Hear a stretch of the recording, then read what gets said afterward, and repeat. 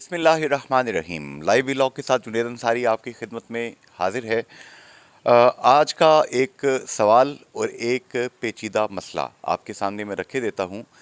इस वक्त मीरपुर आज़ाद जम्मू कश्मीर में नाजायज़ तजावज़ात के ख़िलाफ़ जो हाई कोर्ट का फ़ैसला था, उस पर सुप्रीम कोर्ट ने chief justice retired Ibrahim Zia साहब के दौर में ऑपरेशन क्लीनअप का हुक्म दिया था, जिस पर अमल दरामद जारी था और शायद ये ता क़यामत जारी रहेगा।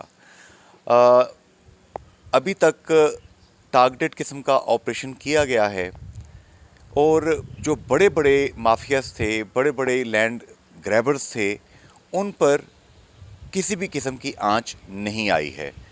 गलियों मोहल्लों के अंदर घुसने की बात तो हो रही है, लेकिन शहर के मीरपुर आज़ाद जम्मू कश्मीर के जो मेन सेंटर्स हैं, कमर्शियल एरियाज़ हैं, वहाँ पर जो बड़े बड़े लोग बैठे हैं, उनकी अरबों रुपए की तजावज़ात के ख़िलाफ़ कोई भी ऑपरेशन नहीं हो रहा।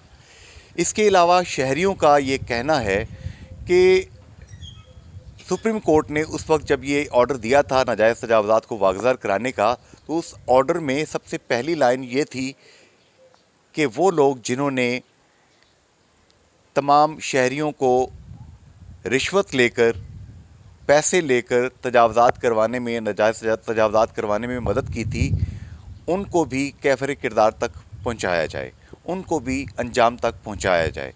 लेकिन MDA, मीरपुर डेवलपमेंट अथॉरिटी, बल्दिया और दीगर जितने एलाइड डिपार्टमेंट्स हैं, उनके किसी भी बंदे पर हाथ नहीं डाला गया। चीफ़ जस्टिस सुप्रीम कोर्ट राजा सईद अकरम ख़ान साहब इंतहाई दबंग, दयानतदार और अच्छे इंसान हैं। हमें उम्मीद है कि इस सवाल पर जो शहरियों ने किया है, वो ज़रूर जवाब तलब करेंगे। इस हवाले से आप क्या सोचते हैं? फ़ी अमान अल्लाह, हाफ़िज़, गुड बाय।